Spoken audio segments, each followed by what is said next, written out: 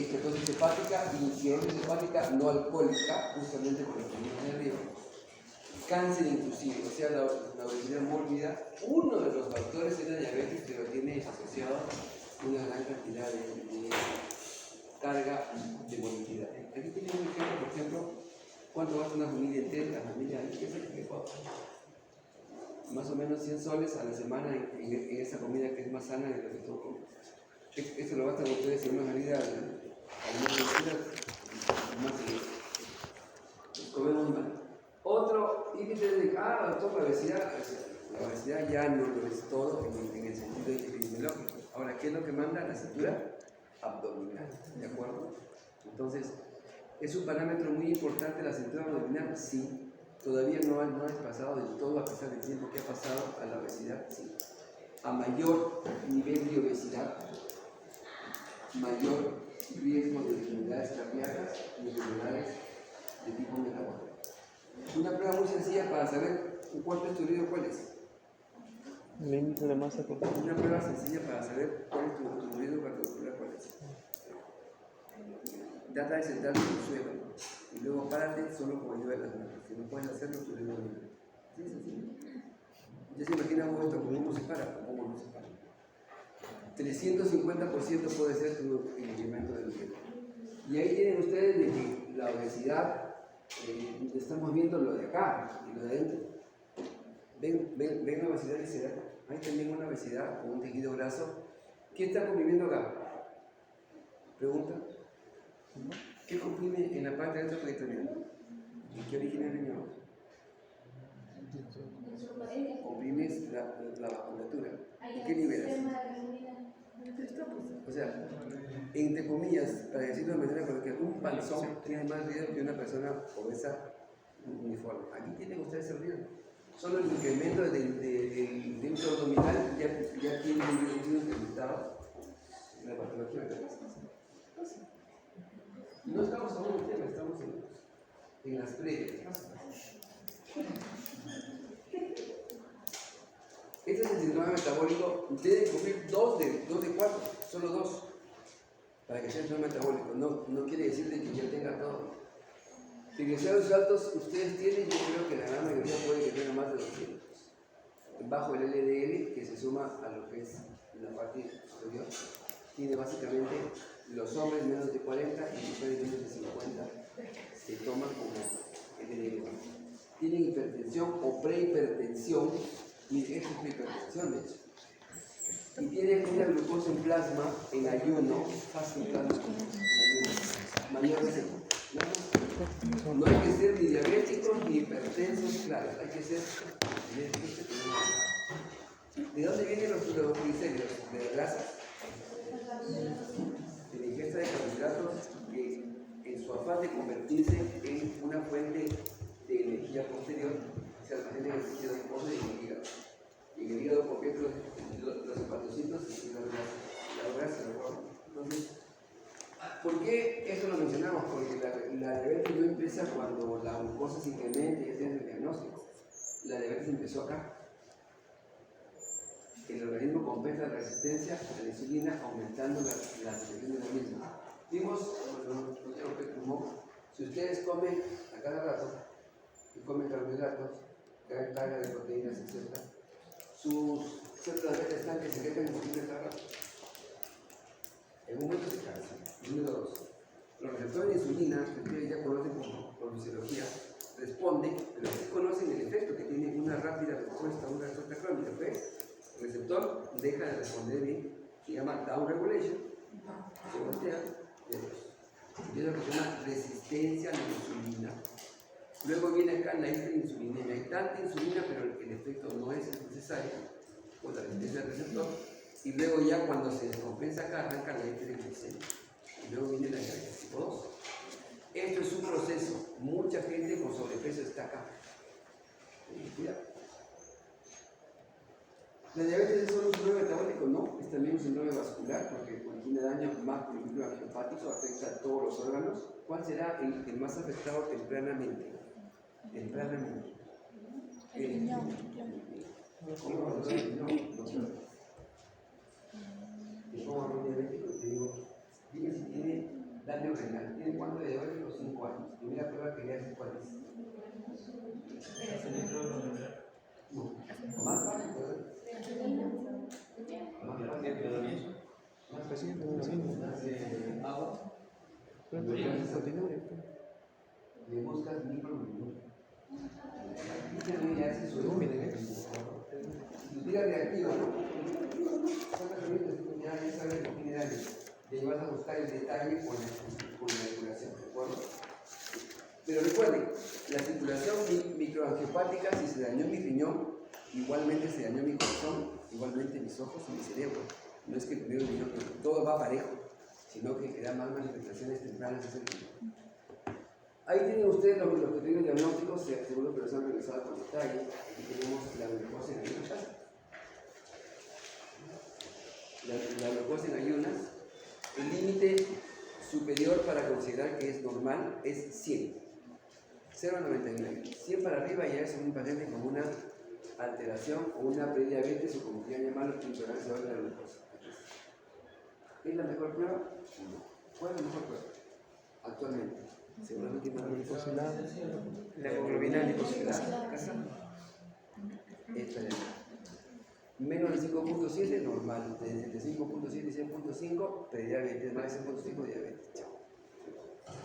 Y esta de acá, que básicamente se da con la prueba de la glucosa, tiene a veces unos valores muy importantes, sobre todo para ver cuando esto no esté muy claro, este de acá esté en valores límite con el de acá. Yo tomo una prueba de tolerancia y ahí me desengaña completamente cuál es el mismo secretorio del páncreas, ¿de acuerdo? Ahora, ¿por qué les digo esto? ¿Porque me da la gana? No, porque ustedes tienen que saber que el mal manejo de una patología como la diabetes finalmente sí origina problemas de mortalidad. ¿Cuánto gasta un diabético compensado? Póngale, gasta como un sol. ¿Cuánto gasta un diabético descompensado con patologías traumatológicas? Gasta 63 soles. Entonces, en el momento que damos el sistema de salud, el compromiso ético pasa. El compromiso ético es que al paciente lo manejo bien. ¿Y cómo sé que está bien? Como lo de acá. En general, mi objetivo es menos del 7%. Este diabético tiene apenas un par de años. Acá. 6 a 6.5. Tengo que llevarlo al límite. Este padre que tiene más de 10 años ya lo puedo manejar por acá. Son cifras rígidas que no permiten demasiada variación. La hemoglobina glicosilada nos da factores pronósticos y en base a ellas es que vamos a hacer el tratamiento del paciente. Está bien porque hoy día viene, y yo he visto gente que no come el día anterior. Yo he sido jefe de un programa de diabetes con un general. No comía el día anterior nada, tomaban solo agua. Y al día siguiente nada, llegaban al policlínico, uy, de glucotés 110, 94. Mentira, pues. Ahí nomás se metían afuera en la carretilla, en mi cara prácticamente. 2 chorizos con su gaseosa y eso era una mentira. Esta es la verdad. Perdón, Coca-Cola parece que está aludida por eso. Si baja solo 1% la hemoglobina glicosilada, solo uno, que no tiene que ver con la medicación, estás teniendo complicaciones en ese porcentaje de estos picos. Miren que nos vamos arriba a neuropatía y a la parte de retina, a la parte vascular y a la parte de muertes directas relativas a los diabetes, así como el cuarto mundo del miocardio. O sea, ese es el objetivo del tratamiento.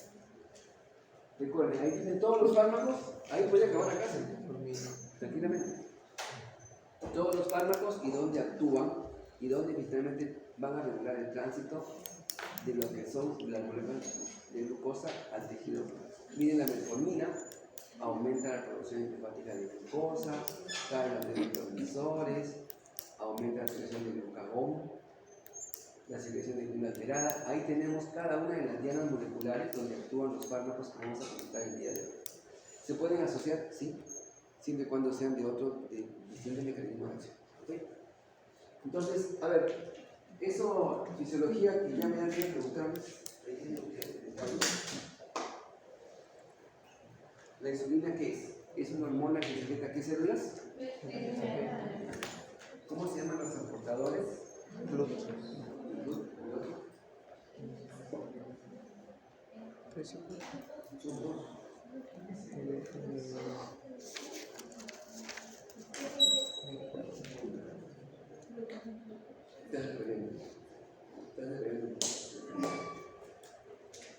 hormona es producida por las células beta, pero recuerden que es una molécula grande.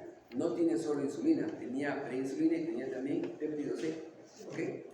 Entonces tiene ese peso molecular. ¿Cuál es la función de la insulina? Ahorrar, administrar glucosa. Uno come y la insulina agarra y la mete ¿dónde? En el tejido graso, en el hígado y en el músculo. La forma fundamental en músculo y hígado, ¿qué es? Glucógeno. ¿Quién lo libera después? Cuando yo tenga que comer, ¿quién lo libera después? No. El glucagón, muy bien, células alfa. ¿De acuerdo? Lo malo es que en el tejido graso lo forma lo almacena como dos formas, como triglicéridos y como fuentes de energía que van. Participa en la función simpática, en el transporte iónico de membranas, tiene efectos en la proliferación y distribución celular, promueve la captación y uso de glucosa, el metabolismo de glucosa, forma músculo, aumenta la formación de proteínas de insulina, aumenta el transporte de glucosa, el depósito de grasa en el tejido adiposo, por eso la hiperinsulinemia cursa con obesidad. Cuando ya tenemos demasiada insulina que almacena todo lo que comemos en el tejido graso, tenemos obesidad. Y promueve la entrada de aminoácidos a las células, estimulando la formación de proteínas y impidiendo su degradación. Se ve horrible la diapositiva, pero es lo que hay, es lo que hay. A ver, acá se ve mejor. Esa es una diapositiva de fisiología. Acá se ve mejor. Ahí tiene cómo se produce la insulina. ¿Quién llega a la célula beta del páncreas? Llega la glucosa, agarra el transportador glúteo, dos maracas, entra un proceso de glucólisis. Toda esta energía liberada finalmente origina un potencial de acción, se bloquean los canales de potasio. Esto despolariza la célula y origina la entrada de calcio. Cuando entra el calcio de acá, favorece la salida de calcio que tenemos acá. ¿De acuerdo? Esos dos calcios favorecen la eliminación y la propulsión de los gránulos de insulina hacia afuera. Miren cómo salen y van al exterior. Otras hormonas que también favorecen este paso son el glucagón, la somatostatina, la colchicina, y también modulan la secreción de insulina en los periodos de interinfección de alimentos. Muy bien, entonces esta es la insulina y esto es lo que hace la insulina en el cuerpo. Una vez que entra en las células corporales, esta insulina pone en juego una gran cantidad de reacciones enzimáticas, sobre todo favorece las proteínas IRS. Estas IRS 1, 3 y 4 son las que van a activar los segundos mensajeros que determinan finalmente la formación de glucógeno, cae la gluconeogénesis, los triglicéridos, cae la lipólisis, aumenta la síntesis proteica y aumenta la expresión de genes y el crecimiento de los niños. Entonces, la insulina tiene efectos benéficos. ¿Cómo se llama este receptor? Tipo tirosina-sinasa, muy bien. Y eso hace el glucagón. El glucagón en tiempos de ayuno, básicamente lo que hace es llegar a la misma célula alfa, ¿de acuerdo? Y generar la salida del glucagón. Este glucagón llega al hígado y por estos mecanismos activa la degradación del glucógeno, que finalmente es liberado para que nos dé la energía correspondiente. También actúa en el tejido graso, originando lipólisis y liberación de ácidos grasos más glucosa. Siendo esa la parte de la fisiología más importante, pasamos a la parte de los diagnósticos. Los hemos revisado en el anterior, pero miren que hay una más.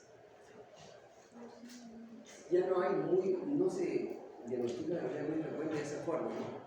Un paciente obeso con los síntomas de poliuria, polidipsia, polifagia, pérdida de peso, finalmente con una glucosa al azar mayor de 200, diagnóstico de diabetes en general con algún tipo de cronicidad, ya no es un periodo agudo. A ver, ¿qué usamos? ¿Qué usamos en este paciente? ¿Qué fármacos usamos? ¿Qué fármacos tenemos para emplear? ¿Ustedes qué dicen? Puedo emplear favoreciendo la secreción de insulina por el páncreas, puedo bloquear la absorción de glucosa en el intestino o puedo estimular la secreción de glucagón para evitar las hiperglicemias, ¿de acuerdo? Entonces, ¿cuál es la idea fundamental?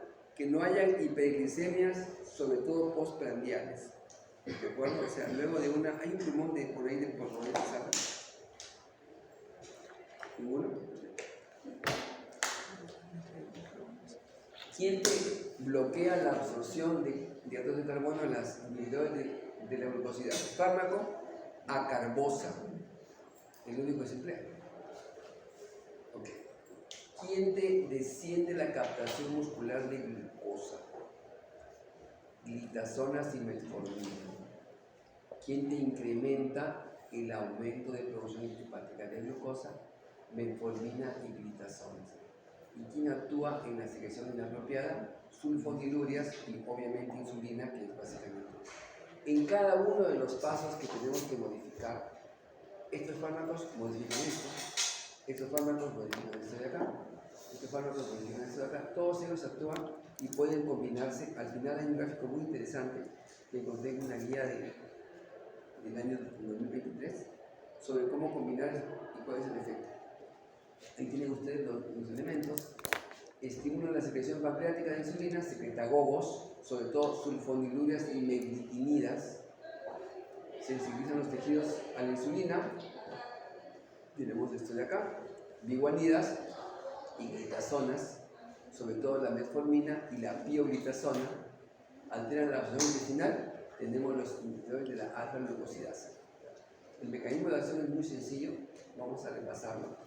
Vamos a ver también las cifras, ya no solo de la insulina, perdón, de la hemoglobina glicosilada, sino también vamos a ver de la glicemia precapilar, la postprandial y la preprandial, la tensión arterial y el control lipídico. Siendo esto una enfermedad metabólica, requiere que únicamente no se vea este factor, también se vean los factores que originan el sistema metabólico. ¿Qué hacen las biguanidas? Bueno, la metformina básicamente, que es la única que se emplea, aumenta el empleo periférico de glucosa incrementando su captación y disminuyendo la gluconeogénesis. ¿Qué es gluconeogénesis, doctor Cabrera? Fabricar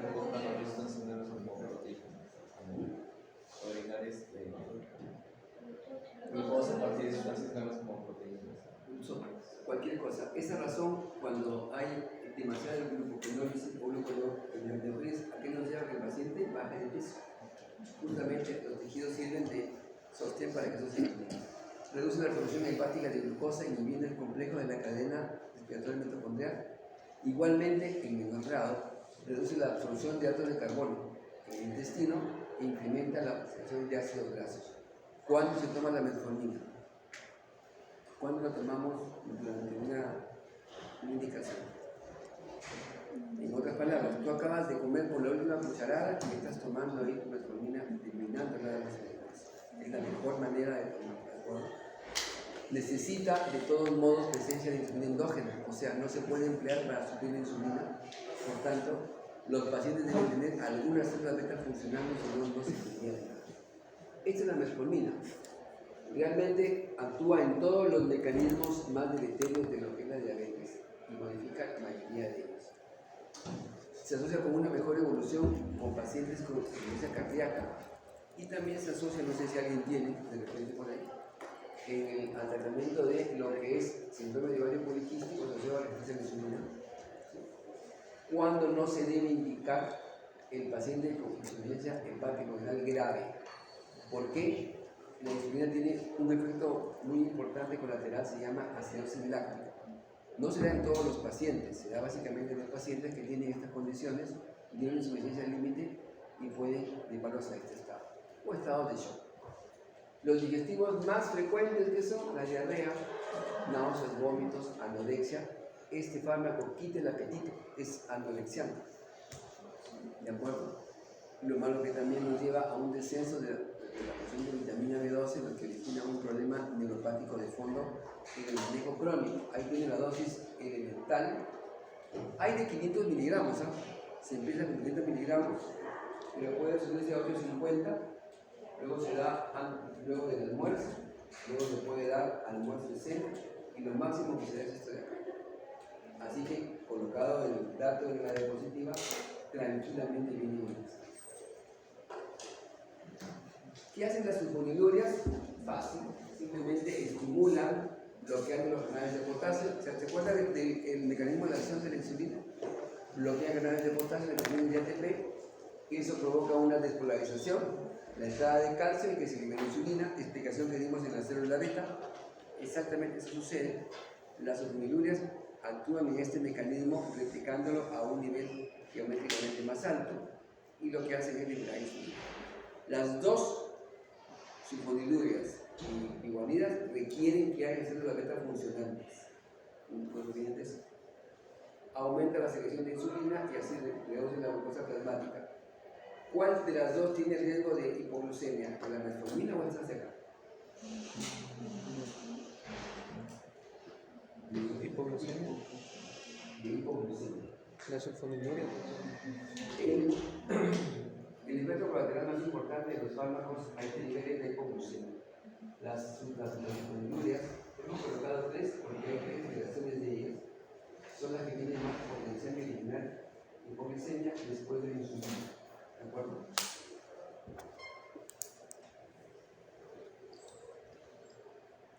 Cuando no usas sulfonilurias, básicamente en las gestantes, en el periodo de lactancia o personas endocinóricas.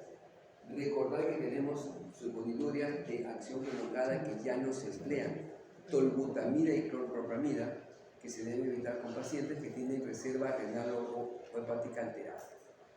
Efectos adversos, hipoglucemia. ¿Sabe cuánto duraba la clorpropamida y la tolbutamida? Duraba 24 horas. La gente que tomaba eso tenía un problema.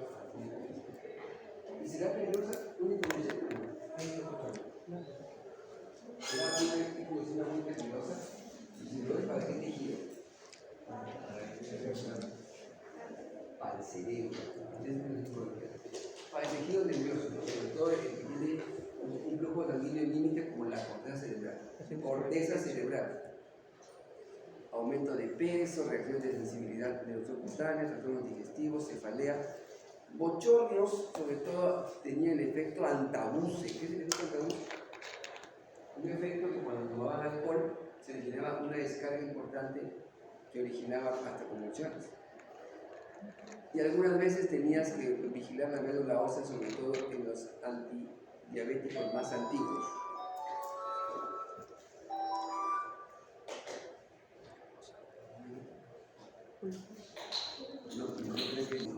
Esta segunda generación, pero digamos que es la más antigua, es la que más origina efectos hipoglicemiantes. Son inclusive, tienen efectos con los lípidos y tienen un perfil bastante favorable de pocos efectos colaterales. Estos fármacos se emplean cuando se quiere asociar un fármaco que no origine efectos colaterales muy importantes en pacientes que no consiguen bajar, acá está, miren, no consiguen bajar su hemoglobina glicosilada. Con solo metformina, con la combinación de dos fármacos, usamos estos de acá, inhibidores de la alfa-glucosidasa. ¿Qué es la alfa-glucosidasa? Es aquella que retrasa, que favorece la absorción de lo que es el almidón y la sacarosa, reduciendo el consumo postprandial, sobre todo el incremento postprandial de la glicemia. Al inhibirla, finalmente no se absorbe y no se va a metabolizar de modo adecuado. Ya saben que es solo para este tipo de diabetes, no es un fármaco de inicio, no cambia nada realmente, no tiene la eficacia de una metformina, pero se puede emplear como asociado, se pueden emplear hasta este fármaco. Acá está la dosis de acarbosa, también se usaba mililitol, pero ahora nos hemos quedado solo con este fármaco. Es útil en pacientes diabéticos obesos, tanto como la metformina, y ahí que la obesidad fue el primer comentario que hicimos en la clase. Número 4, las tiazolidinadionas. La más importante, bueno, antes había rosiglitazona, que era muy hepatotóxica. Hoy nos quedamos con pioglitazona nada más. Se une al receptor que está en el tejido adiposo, así como el núcleo en el hígado, e incrementan la lipogénesis y la captación de ácidos grasos y glucosa. O sea, van a la parte funcional de lo que hacía la insulina, tratando de mantener el perfil normal de captación de ácidos grasos, glucosa, en los tres órganos que se van a almacenar. Estos se cree reducen la resistencia periférica a la insulina porque incrementan la llegada de esta glucosa a los tejidos normales, lo cual disminuye la glucosa plasmática porque incrementa este efecto de manera algo artificial del endógeno. ¿Ustedes qué hacen luego de comer? Hacen se van a acostar. Estudiar. La lista de Miguel lo dice todo. A ver, alguien luego de comer, ¿qué hace? No tiene esa costumbre. Si ustedes se van a acostar, ¿qué sucede con la glucosa de este fármaco?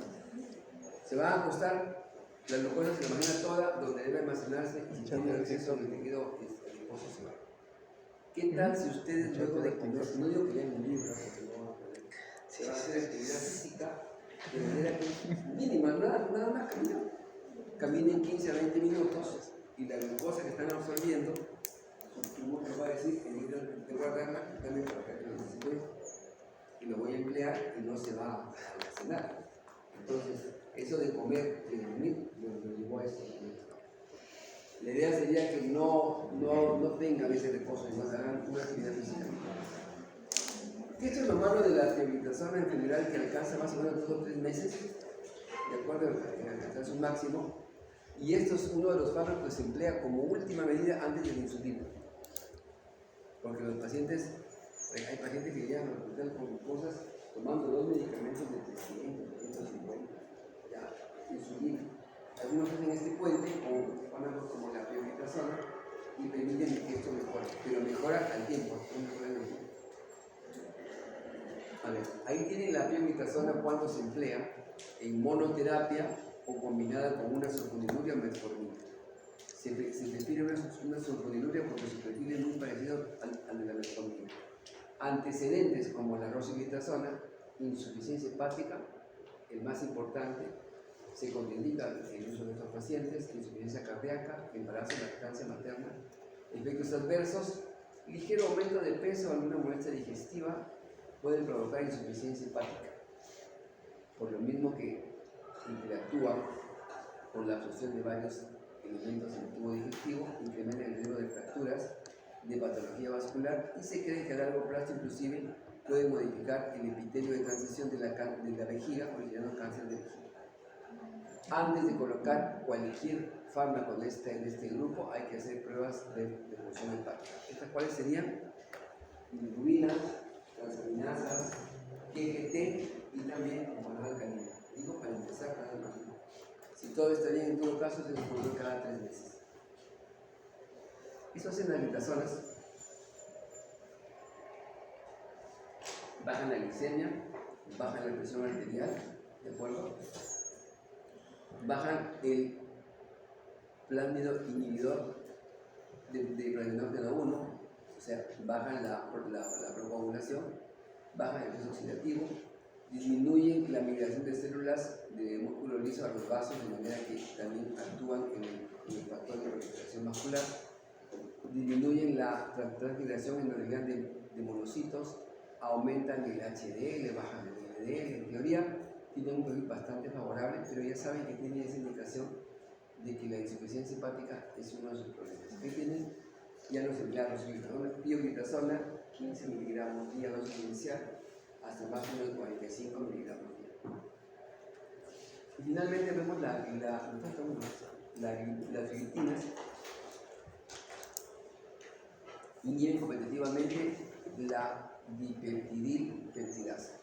Cuando yo les pregunte en el examen qué fármacos actúan en la base digestiva del momento de diabetes, ¿cuáles serían? Los inhibidores de la carbosa y estos de acá, los dos actúan en la fase intestinal de la absorción de la glucosa. Los otros, la pioglitazona y la metformina, están actuando en la fase de la resistencia a la insulina en los tejidos. Los hormonidures, ¿cómo actúan? Liberando insulina en los tejidos comunitarios. ¿De acuerdo? Son mecanismos de acción complementarios y algo diferentes. Estas reducen la glicemia potenciando las incretinas endógenas, apunta el receptor de péptidos y el señal del glucagón.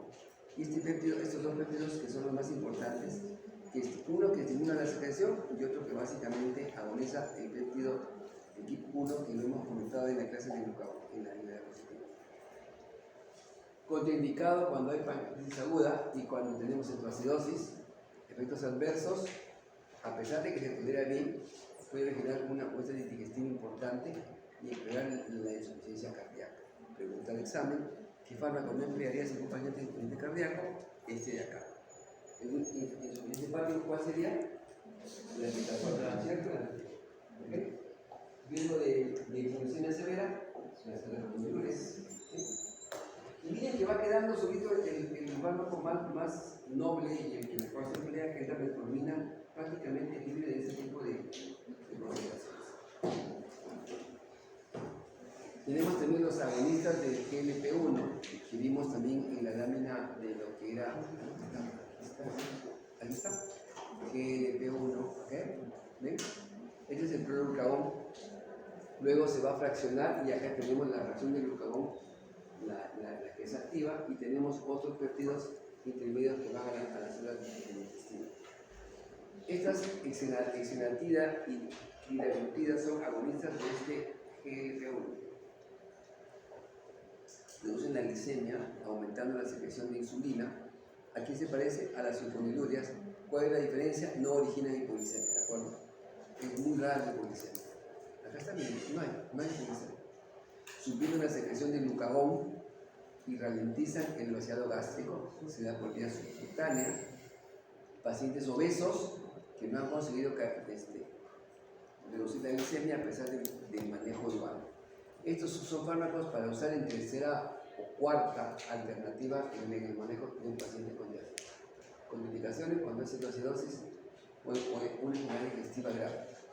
Efectos adversos, no está la hipoglicemia, básicamente molestias digestivas inespecíficas y de manera menos frecuente pancreatitis.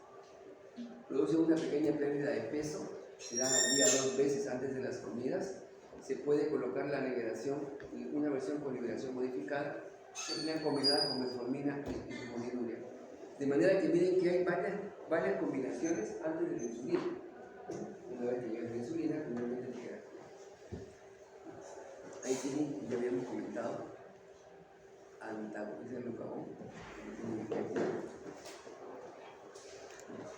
Dios santo, que fue diapositiva, no sé nada. Bueno, ahí tienen ustedes cada uno de los fármacos, cómo se administra vía oral, vía subcutánea, el ejemplo típico de ellos, el mecanismo de acción, ¿de acuerdo?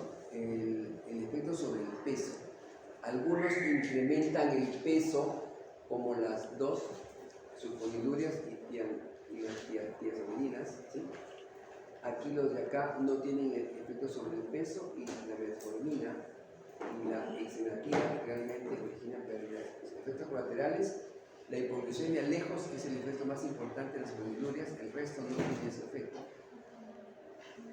Y aquí se puede acabar.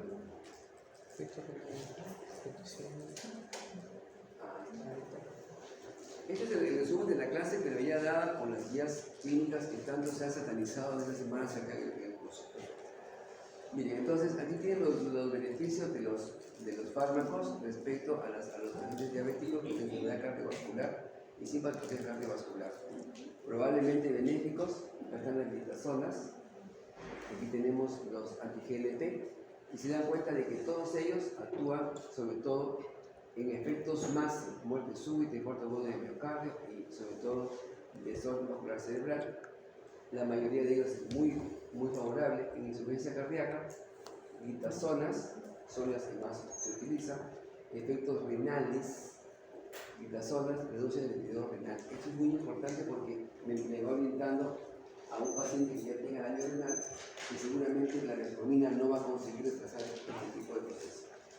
Efectos adversos, tenemos que específicamente la quinaglifosina y la glifosina son los que tienen mayor riesgo de fractura, seguidas de los fármacos que inhiben el GLP-1. Entonces todavía, bueno, la pioglitazona en pacientes con eventos con enfermedades cardiovasculares de alta mortalidad, la insuficiencia cardíaca, esta glitazona se incrementaron el riesgo de internamiento por insuficiencia cardíaca. Igual las glitinas y la metformina, que posiblemente tenga un efecto benéfico a largo plazo.